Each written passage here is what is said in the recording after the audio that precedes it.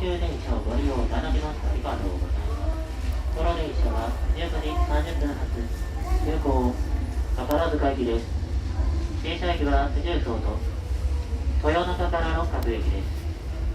広尾方面は石橋反対側で、突然ですが、川口元口でお乗り換えください。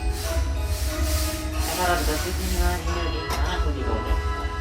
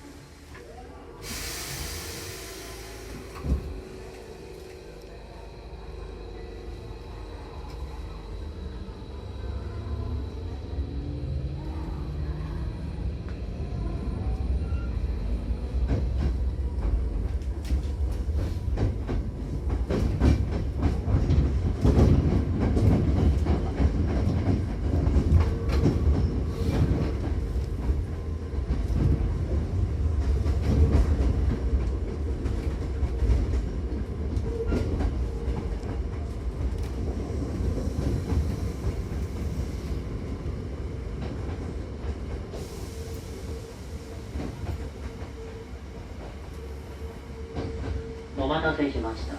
ご乗車ありがとうございます。急行宝塚行きです。次は重曹の豊中に停まります。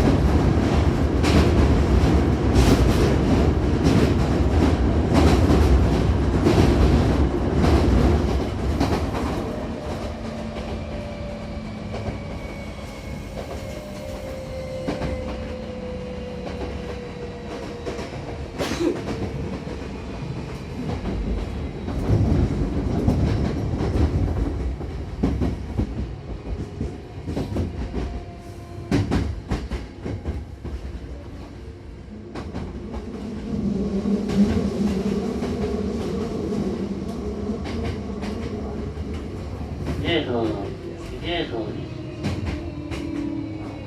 次は豊中に停まります。出口は左側です。お降りの際、足元にご注意ください。